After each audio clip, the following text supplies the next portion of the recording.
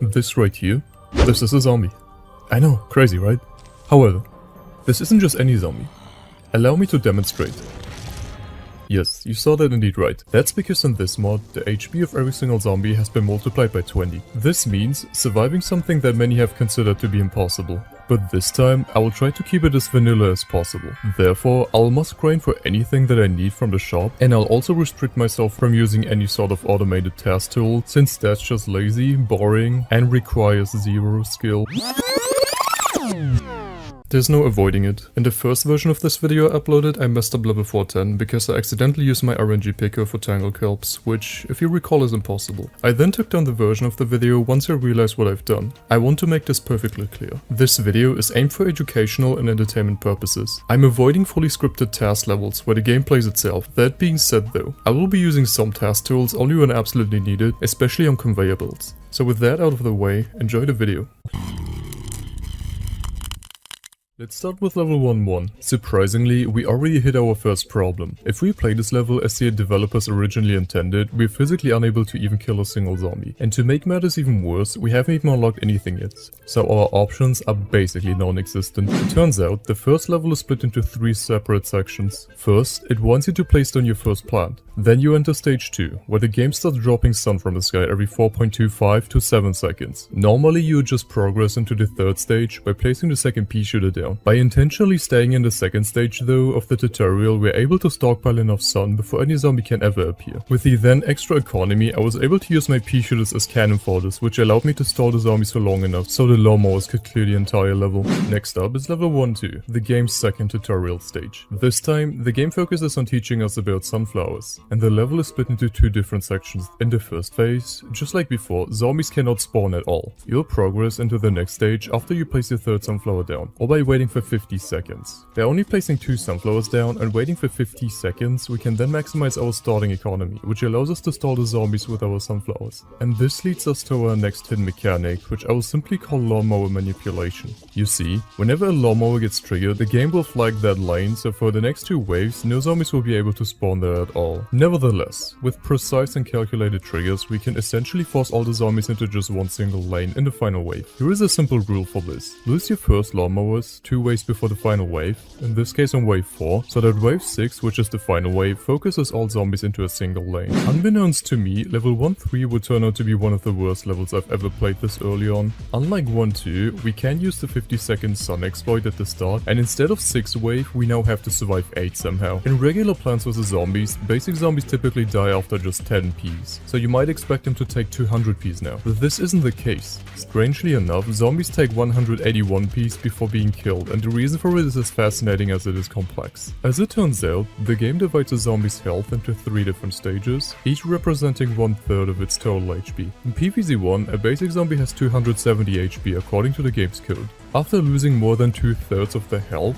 zombies enter the second stage, in which they lose the ability to eat as well as to enter your house. The zombie isn't actually dead though, but instead a function now is triggered that slowly drains the HP of the dead body. But since this is a fixed amount of damage per tick rather than percentage damage, the zombie takes much longer to bleed out. This then allows them to absorb many projectiles, which sort of acts like a free walnut for the zombies. By doing the math, we can see that we need exactly 3601 damage to trigger the second stage. Any explosive in PvZ deals 1800 damage, which means that 2 cherry bombs plus literally any other damage source will be enough to kill a zombie. The current world record of this level sits at 15x by the time I'm writing the script, which meant I couldn't just copy the current solution, so I had to come up with something new. Thankfully, X has provided me with a Python program which he created that calculates every single possible zombie lane spawn probability with the algorithm that PvZ1 uses, and with it, I was able to theorycraft a fully working solution. Here's how it works. The first 2 zombies can spawn in the same lane with an estimated probability of 2.9%. This gives us enough time to build up an economy to take out the next zombie with a cherry bomb, 3 pea shooters and a few sunflowers. If you can then evade any coned zombies in your lawnmower-less lanes, since they require more than 6 cherry bombs to die, you'll then be able to double cherry bomb the final wave. Level 1-4 is where things start to spiral out of control again. Not only do we unlock walnuts and gain access to all 5 lanes, but this stage also introduces 10 waves of zombies. That might not sound too bad at first, but it makes manipulating our lawnmowers much harder now. And then the most important discovery on this entire run happened. With the math behind PvZ spawn system, or with the help of the tool extra provided to us, we know there's exactly a 5% chance that the first 2 zombies will spawn in the same lane. It's rare, but restarting enough times, this gives us a huge advantage for our early game economy. From now on, I will simply refer to the strategy as double stacking. Level 1-5 brings us to our first special X5 minigame level, which in this case is walnut bowling. And when I first started playing this level, I naively assumed it would only take me a few tries to complete. But oh boy, I could not have been more wrong than that. This level is actually insanely difficult and completely RNG dependent. To put it in perspective, you literally need 3 walnuts to just take out a single basic zombie, and 10 walnuts to bring down a conid. Wait, they need what? Pay attention to how close this win was at the very end. Level 1-6 gives us access to Potato Mine, and he will be really important moving forward on this challenge. There's also an important trick I'll be using a lot. Originally mentioned by JChan in his 10x video, in which he called the tactic backstabbing. The idea is pretty simple. Place a Potato Mine behind a zombie which is busy eating a walnut, which will then guarantee you lots of required damage. There's one big threat though. Backstabbing does not work on pole vaulting zombies, because their hitbox is just...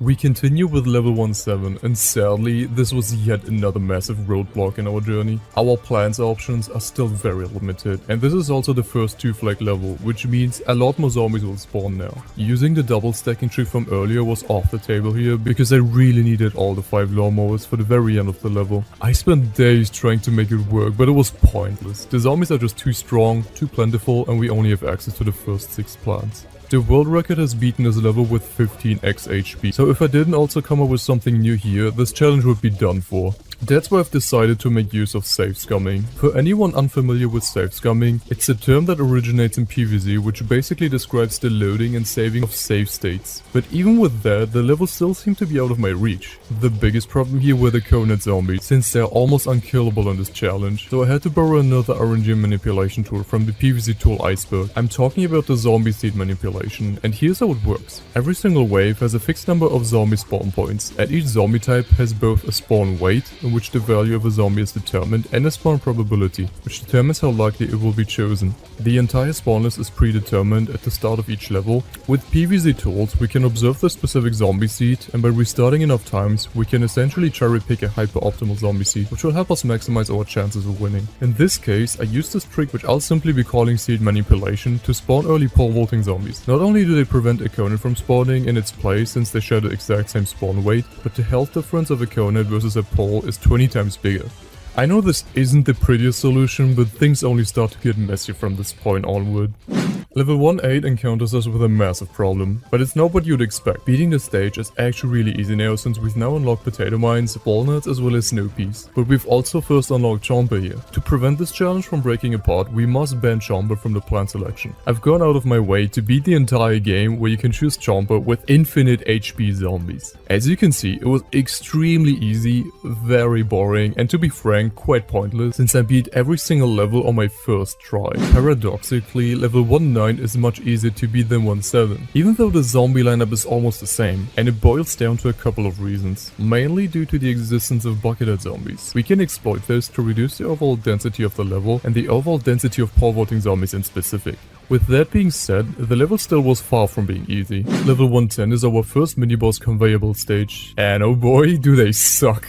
Not only are we completely at the mercy of RNGs, in which he gets to choose our conveyable plants, but the game also triples the zombie spawn density. Luckily, we're given chompers, and I know what you're probably thinking. If a conveyable stage offers a banned plant to us, we're allowed to essentially use it. That's because in high density conveyable levels, plants like Chomper actually become much more balanced, and in addition, some stages would literally become impossible without making this exception.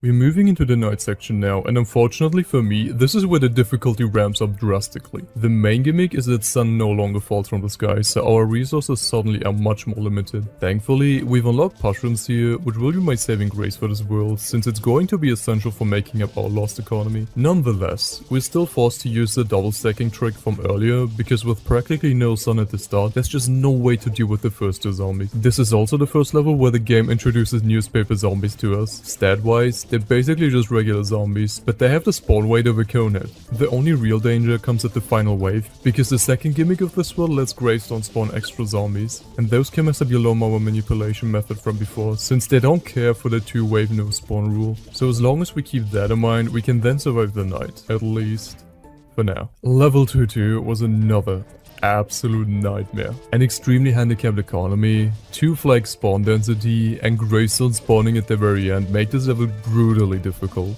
The world record is at 12x, so I had to go back to my drawing board. This is also the first time we introduced to money, and because of how often I've had to replay this level, I was able to farm up way past the $750 condition of Crazy Dave to buy my next seed slot, but the game doesn't even consider someone being hot stuck in level 2-2, so you're left with this funny interaction here. I know these are dire circumstances, but keep in mind what I said earlier about newspaper zombies. I can find an optimal zombie seed that prioritizes spawning lots of newspaper zombies instead of coneheads, and that massively reduces the overall zombie pressure, since we are now able to kill a lone newspaper zombie with a potato mine, a cherry bomb, and a mushroom. I'm also safe scumming here to manipulate zombies straight into our lawnmowers, which basically is a really reliable way to deal with the buckethead zombies. Since running out of sun was a very common theme here, I also had to learn how to efficiently spam sunshrooms early on. With all of this combined, I was then able to barely move on from this very terrible level.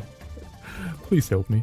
Level 2-3 finally allows us to bite the 7th seed slot, and since this is an introduction level, I'll just ignore this and move straight on to level 2-4. If you thought level 2-2 was bad, then wait until you see this. No more newspaper zombies to help us reduce the overall pressure, more Greystone spread across our lawn, pole vaulting zombies, and to top it all off, there wasn't even any working solution to draw inspiration from, since the current world record is also stuck at 12x. Strangely enough, my only salvation came from Screener zombies. Screener is basically a glorified newspaper zombie. Consider this. Screener zombies share the exact same spawn weight as bucketheads, which means they can help you reduce the spawn density by a lot. Also, explosions in PvZ pierce through shield objects. In normal PvZ gameplay, you'll never see this interaction because Cherry Bomb basically kills every single zombie, but specifically in here, this now means that 2 explosions will set the screen door's body health down to literally 1. Normally, it's not doing us any favors, since unlike the newspaper shield, the actual door will just survive the 2 explosions. But by using the fume shroom, we're able to bypass the shield and therefore kill the zombies with just 2 explosions and a fume shroom attack. But here comes the issue. After a lot of attempts, I came to the realization that unintuitively, using mushrooms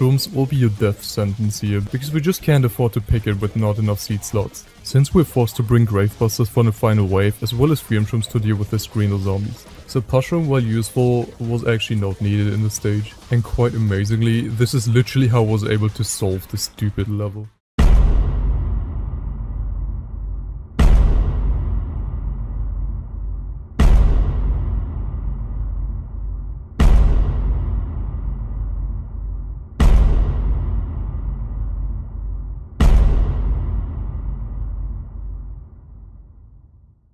We finally reached a part of the run where I started questioning my life decisions. Okay, I think I need to explain. As I mentioned in the intro, I can't cheat myself any money, and money is very important for this challenge. In fact, it's so important that buying the 10th seed slot as soon as possible is literally required, due to how insanely difficult it is. But here's the problem. The 10th seed slot is very expensive at $80,000. Even the 9th seed slot basically costs us $20,000. And to make matters even worse, farming money in this mod is painfully slow because of how long it takes to actually kill the zombies. So before ever even attempting the challenge, I had to come up with a plan where I needed to prepare for this. We'll wait until we've reached level 2-5, which is also the Wacker Zombie special minigame. What you might have noticed is that this minigame is perfect for farming money, even when zombies are this strong, because it was coded in a special way, whereas the one condition is that basic zombies basically always die from one hammer, no matter their HP. On top of that, we're also able to use a lot of Gravebusters in here, which guarantees us a coin drop. We then farm over $100,000 until we're able to buy all 10 seed slots, the pool cleaner as well as the roof cleaner upgrades. Sounds simple enough, but what I didn't know at the time was that it would literally take me over 25 in-game hours to farm up to $100,000. Level 2-6 is the introduction level to Football Zombie, and before playing it, I want to show you a little experiment.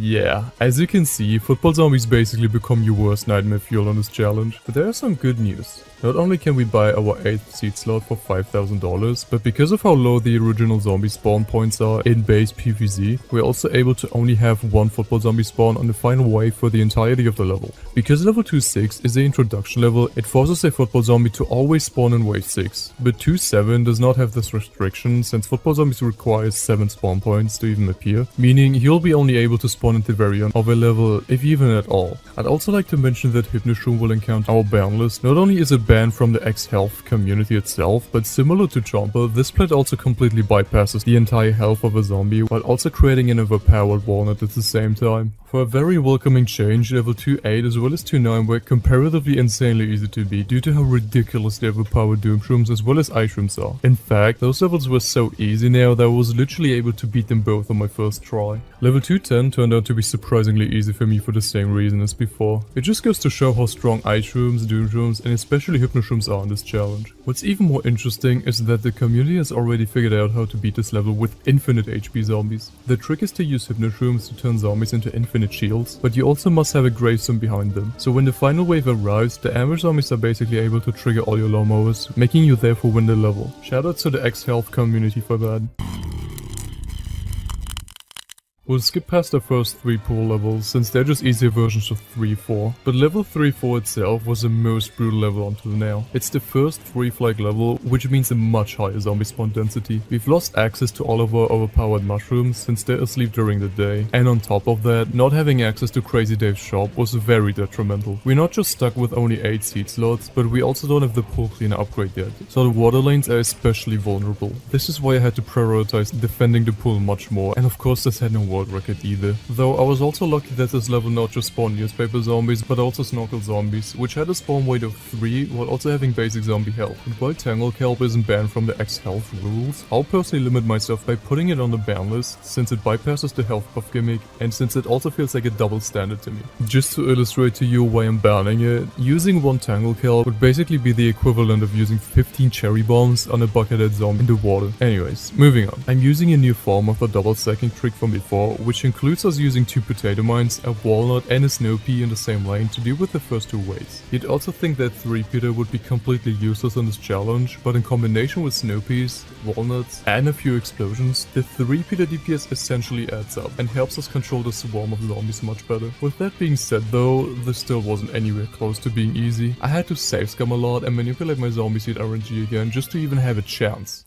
Level 3-4 on the other hand was so easy that it was literally beaten on 119 x HP by the community before. The gimmick of this level is that zombies have 4 times less HP, which means that every zombie except for football zombies will die to a single cherry bomb explosion.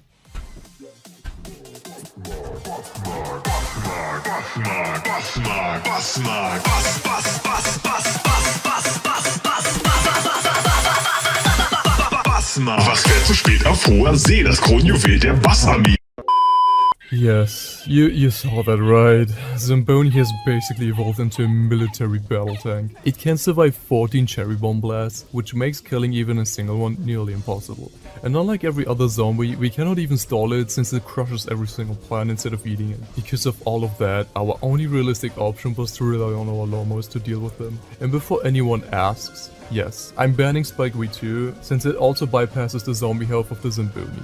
Otherwise, this was our second 3-flag level of this adventure, but compared to level 3-4, we now have access to the shop, which allows us to spend all of my money I've grinded from level 2-5. I'm also using mushrooms here, essentially as a free 0-cost walnut. That being said, I could really feel the absence of pole vaulting zombies as well as newspaper zombies, since the game now throws a ton of covenant zombies at me instead, which honestly made the level just so much more trickier than you would expect. In level 3-9 we've gained access to tall nuts, which will replace our mushrooms, and from this point onward, this will also become one of the other very important plants. By using it in combination with walnuts, instead of replacing walnuts, we're able to further increase our stalling capabilities, which helps us out a ton for this particular challenge. And I don't know what it was, but for some weird reason I've got hard stuck on this level for quite some time, even when using all the RNG manipulation tricks from my book. The dolphin zombies out of all things seem to mess me up here. What I have figured out is that you need to use all your explosions in a very smart way by memorizing and prioritizing weaker zombies in order to relieve some of the walnut pressure. Level 310 is our next major conveyor belt mini boss, and right away we run into a massive problem. Tangle Kelp and Jalapeno are somewhat decent here, but the plants the conveyor belt gives us are really underwhelming and low quality to say the best. And if that wasn't horrific enough, we also must survive a 3 flag level with a spawn density multiplied by 3. Playing this level the conventional way was basically impossible, so I had to make use of a new variation of safe scumming, the so-called conveyor belt manipulation. Unlike zombie spawn RNG, the plants you get from the conveyor belt aren't tied to any in-game formula. That means with enough safe scumming, I can basically reroll every single seed packet until I get exactly what I want. It's slow, it's tedious, and it makes me want to throw my PC out the window, but it works, and I guess that's what just counts. We are now entering the fog stage, and honestly, this world ended up being the easiest part of the entire challenge, by far. With ice shrooms and doom shrooms back in play, access to Crazy Dave's shop, shorter 1 and 2 flag levels, and a huge variety of plants, the difficulty really declined here. The fog itself didn't add much, if anything, to the challenge. Jack-in-the-box zombies basically defeat themselves once you stall them with a couple of mushrooms, and balloon zombies are basically just regular zombies with a spawn weight of 3 when using your cactus. Also, since Blover completely ignores zombie health, I've decided to ban it as well for consistency and to make it a bit more challenging on myself, though it still was super easy to beat. Level 4-5 is interesting because the X-Health community has already found a way to beat it even when zombies have infinite health. For this to work, you'll require a very specific vase ordering RNG, since the plants on zombies are always predetermined and only their vase positions are randomized. Because this is completely RNG dependent, and because I've already spent way too much time on this video, I'll simply use the X-Infinity solution from the dark by manipulating the vase ordering with a function from PvZ tools. Make sure to kill the dancing zombies with a lawnmower before he has a chance of spawning his backup dances. You can achieve that by popping the vase breaker right before a lawnmower gets close. The next 4 levels were again very easy to beat, with digger zombies just walking away like my dad buying some milk, and poker zombies turning into basic zombies when confronted with a tornado. There isn't anything too interesting to say here, so I guess let's just move on to the next level. Okay, after a series of insanely easy levels, we've officially entered the worst conveyor belt level of this entire video. By just looking at the plant selection, it gives you a great idea of how atrocious this level is going to be. Thankfully, we've just discovered the conveyor belt manipulation trick, but sadly, that alone wasn't gonna get us anywhere, especially since the game doesn't give us any explosive plants at all. Back when I attempted the 12x challenge, I was just barely able to beat this level using the same method, so how do we even approach it with 20 times health? Well, the answer might just surprise you. You see, I've been playing a lot of DLC versus mode lately, and a user by the name of Cropan taught me a tactic which he called shotgunning. By placing a star fruit on top of a zombie that's in the middle of a tile, and then by supporting the star with a pumpkin, we're able to hit all 5 star fruit projectiles at the zombie all at once. By shotgunning the zombies, we found ourselves a creative and reliable way of killing off basic zombies, and it was also just enough of an optimization from the old strategy to barely progress from this otherwise very awful level. You've also probably noticed that I have disabled the Dark Zombie Night effect in this video, since speeding up the thunderstorm effect might trigger some epilepsy on my viewers, and honestly, this doesn't really do much here, since you can always just pause the game and wait for the thunder to occur for essentially full vision at any time. Level 5-1 was our first roof level, and since we hadn't unlocked any roof cleaners yet, it ended up being surprisingly tough. Losing too many flower pots in the lane meant we would lose the opportunity to stabilize our setup with a stable economy. And due to how limited our space here is, in addition to bungee zombies stealing your expensive plants, I kept running out of sun. Level 5-2 as well as 5-3, while still being very hard to beat, were quite manageable due to us only having to survive 2 flags. 5-3 for some reason was much easier than 5-2 despite having the same number of flags. If I had to take a guess, then that's probably because Ladder Zombie is both weak and eats up a lot of zombie spawn points away from the wave. We're able to make use of our snow peas and explosives to maximize our most potential DPS, and with flower pots now available, we are no longer restricted to the board space. 5-4, as usual, was a whole different story. It was the first level to unlock us coffee beans, so we can access our mushrooms again. But my problem is that I somehow had to survive 3 entire flags, while also being overwhelmingly limited, since we are forced to pick flower pots together with coffee beans, basically losing us 2 entire seed slots. I initially tried my 12x setup, but after countless failures, I started looking into the world record footage, which when I checked, only beat at the level on 15x, and it wasn't even working for me. That's when I decided to borrow a very helpful trick from the survivalist community. Thing is, up until now we hadn't unlocked garlics yet, so our gloomshroom formations weren't optimized. By intentionally letting ladder zombies place their ladders on our pumpkin gloomshrooms, and by being careful not to destroy the ladders with any explosives or magnet shrooms, we're able to create a much more efficient gloomshroom formation, which allows us to maximize our DPS while minimizing our overall wall plant pressure. With very limited seed slots, early game optimization was crucial, so I double stacked the first 2 zombies into the right lane, so we're then able to safe scum the 3rd zombie into the middle lane. And once our early game was stable, we can then use safe scumming to manipulate the latter zombies into the middle lanes as well. Although this looks easy on the recording here, perfecting the strategy actually took me quite a lot of time. 5-5 introduces us to the Bungee Blitz minigame, which is a perfect showcase of how broken Chomper is. I even limited myself from not using any tray bombs and was still very straightforward to beat. Not much to say here, so let's just dive into the next level. Uh-oh. This is not looking good. On the bright side, we finally unlock Garlics, which drastically improves our Gloomshroom setup. The downside though is that we now have to face off catapult zombies, which each require 10 explosives to kill. That normally wouldn't be a big problem, but because we're so extremely limited with our available seed slots, there's barely any room to bring any explosives. So I came up with the idea of pre-placing as many Doomshrooms as possible while spamming every squash I had, which gave me a chance to take out a single catapult zombie. Of course I couldn't keep up with the high Doomshroom demand a second time, so we had to rely on the RNG to avoid too many catapult zombies from spawning into the wrong lanes. Aside from the stupid catapult zombie RNG you need, the setup was actually really beatable by doing a different variation of our early game setup from before. Levels 5-8 and 5-9 introduces Gargantua to us, so let's just see how many explosive he needs. 1,000 cherry bombs.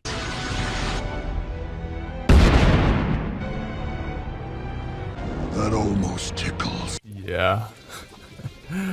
Help me, help. In fact, they are so dangerous in this challenge that I literally had to bring Kernel Pulse, which further limited my available seed slots, just to avoid dying to any bad potential Gargantua lane RNG. I even managed to kill my first Gargantua in 5-8 by using the Kernel Pulse. Luckily for 5-9, I didn't need to bring any Doomshroom, since the variety of zombie types that could spawn in this level naturally outcompeted and limited the number of catapult zombies that could spawn. I should also mention that I safe scummed at the very end of the level to manipulate my butter RNG after an unlucky catapult spawn, which is another trick you can potentially use if you're sick of playing the stupid dump challenge like I am. Additionally, I placed my Gloomshrooms in lanes in 1, 3 and 5 to maximize our DPS compared to my old solution. This strategy has been inspired by the speedrun world record. I honestly wasn't even able to pull it off with Gloomshrooms in lanes 2 and 4, since the zombies would just eat through all of my walnuts.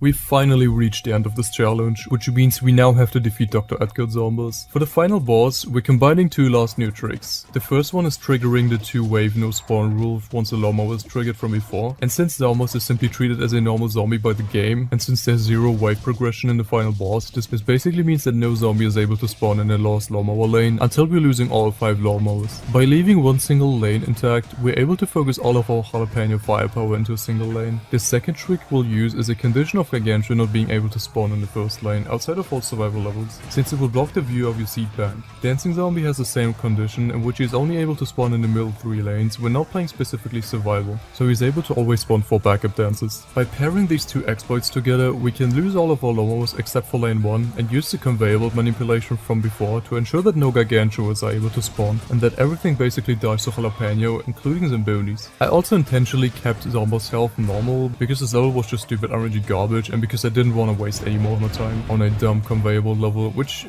just isn't made for this challenge. And with that, we were able to beat the entire challenge. This has been my most ambitious project by far, and I'm happy that I finally pulled this off. I want to thank every single one of you for watching to the very end. You guys are truly amazing. If you're interested in the latest update of the community DLC mod, click on this video right here. And if you want to support my channel, consider leaving a like and a sub. With that being said, I'll see you guys on the next video.